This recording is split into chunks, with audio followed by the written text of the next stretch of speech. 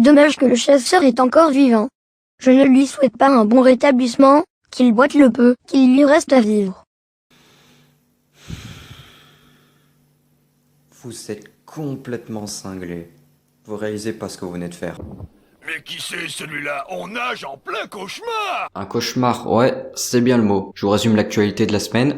Dimitri Payet s'est mangé une bouteille cristalline pendant l'Olympico par un stadier qui a gâché le match de 60 000 personnes et qui ont fait 300 bornes et payé leur place 100 balles pour voir la sardine se faire manger par le lion. Un ours s'est fait tuer par un chasseur après qu'il l'ait attaqué. D'après ce qu'on sait, il s'agissait d'une battue au sanglier. L'homme s'est fait surprendre puisque l'ours l'a attaqué dans son dos et lui a tiré dessus avec son arme pour se défendre. Ensuite, il a été transporté à l'hôpital après avoir été gravement blessé. État de légitime défense, rien d'autre à dire, c'est bon, vous pouvez partir.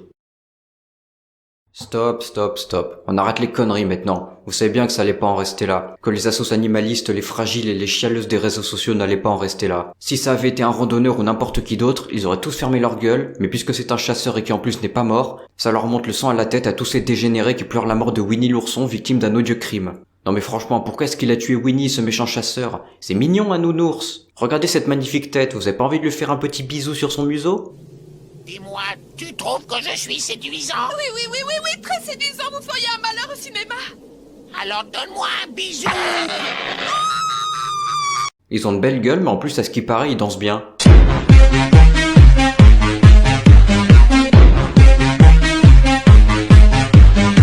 Sérieusement, je pensais déjà qu'on avait touché le fond dans ma première vidéo concernant ces individus, mais sincèrement, j'imaginais même pas qu'on pouvait tomber aussi bas. Et c'est pas comme s'ils avaient des arguments crédibles ou des solutions à proposer.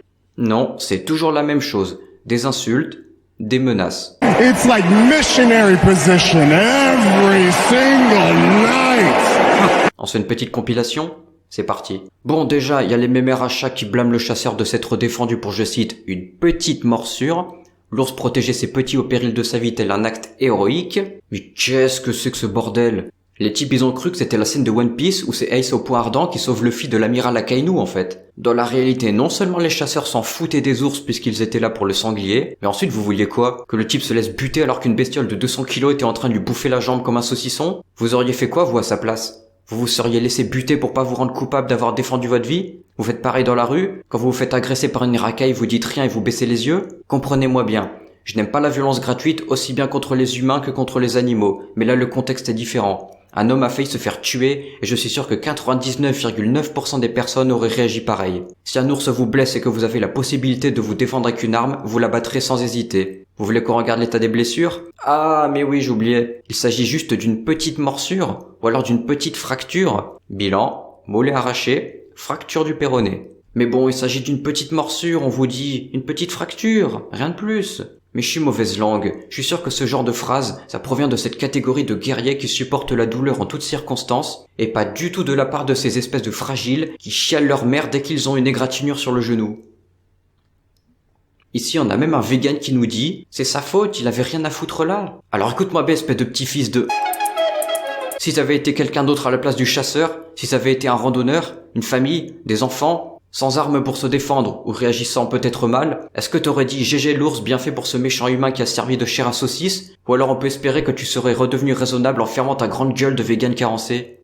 Venir sortir ce genre de phrase alors que si c'était toi à la place de ce chasseur, au mieux tu repartais pour 10 ans de restauration comme Notre-Dame, ou subir une reconstitution faciale à Maldraxxus, au pire t'aurais fini en 2 secondes chrono comme mon personnage dans Far Cry 3, t'es sacrément gonflé.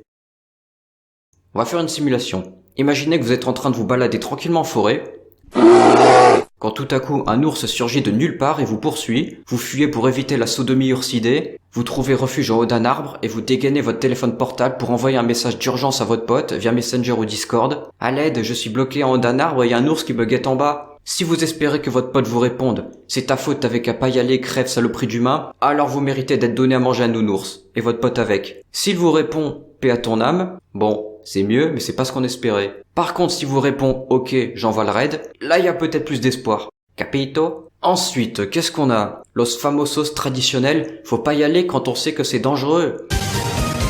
Mais ferme ta gueule, tu vis à Paris, de quoi est-ce que tu parles? En Afrique, il y a des gens qui vivent au milieu des lions, des crocos, des éléphants et des hippopotames. En Amérique du Sud, il y a des gens qui vivent au milieu des anacondas, des caïmans et des jaguars. Alors oui, dans les Pyrénées, il y a des gens qui vivent de la terre au milieu des ours. Ces gens-là vivent là-bas depuis plusieurs centaines d'années. c'est leur terre natale, leur habitat naturel. Car contrairement à toi qui vis dans ton petit confort de parisienne pourri gâtée dans lequel les seuls animaux que tu croises à l'état naturel, c'est le rat et le pigeon, et où tu peux dormir au chaud tranquillement sans souci, le tout aux frais de l'État, eux vivent dans des territoires pauvres et démunis, et doivent faire des pieds et des mains pour avoir une vie un minimum décente. Et comme si ça suffisait pas, ils sont à la merci de bêtes sauvages qui sont nombreux là-bas. C'est facile de demander aux gens de faire attention quand on est au calme derrière son écran dans son lit douillet, mais crois-moi qu'ils sont bien plus conscients que toi du danger qui rôde sur leur propre terre. Mais parfois c'est comme ça, la meilleure prudence du monde ne suffit pas, et des accidents arrivent alors qu'ils sont certainement bien mieux préparés que toi à ce genre de situation.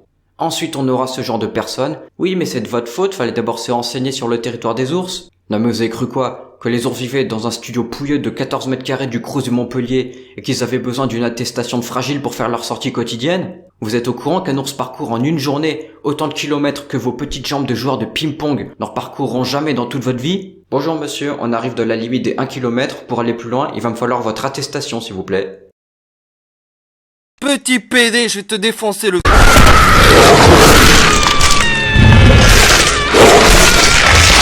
À un moment, va falloir vous justifier et surtout m'expliquer la logique. Un coup, vous pleurez parce que soi-disant on peut plus se promener en sécurité à cause de la chasse. Ensuite, vous dites qu'il faut remplacer les chasseurs par la réintroduction de prédateurs, pour ensuite nous dire que c'est dangereux quand il y a des prédateurs et qu'il faut pas y aller. Non mais vous foutez de la gueule de qui? Vous défendez aucune idée précise. Vous retournez votre veste comme on change de slip chaque fois que vous êtes en difficulté. Et surtout en étant de très mauvaise foi. Vous défendez aucune position. Vous changez d'avis aussi vite que Christophe Waltz dans le film de Tarantino. Un coup vous dites que la nature est à tout le monde et qu'on doit pouvoir s'y promener en sécurité, puis le jour d'après vous invoquez une pseudo-frontière imaginaire pour justifier le fait que c'est pas notre territoire. Vous êtes cru dans Bac Nord ou quoi? Ils vont pas nous faire chier longtemps. Ouais, vous allez pas nous faire chier longtemps. Tu vas pas me faire chier, t'as compris? Petite salope de merde. Alors ferme ta gueule maintenant et casse-toi de là. T'as compris, petite pute? Et du coup, pour tous ceux que j'ai cités, ceux qui vivent au milieu des prédateurs aux 4 coins du globe, et aussi faut les dégager pour laisser la place à Simba et à Crocodile, on interdit aux humains 80% des Pyrénées pour pas déranger Nounours, ça fait des centaines, voire des milliers d'années que les hommes peuplent les territoires, parfois même bien plus longtemps que ces animaux que vous défendez. Qui sont apparus les premiers? Les primates ou les carnivores? 2 secondes de recherche et vous avez votre réponse. Remplacer une population par une autre. Si j'étais mauvaise langue, je pourrais vous dire que vous vous inspirez beaucoup des idées de vous savez qui. Mais je ne suis pas mauvaise langue. Vous êtes chanceux. Je vais juste vous dire alors que toute ressemblance avec l'âge d'or de la colonisation serait complètement fortuite. Oui, à Perpignan on parle aussi espagnol, m'en bats les couilles. Finish him. Allez, bise.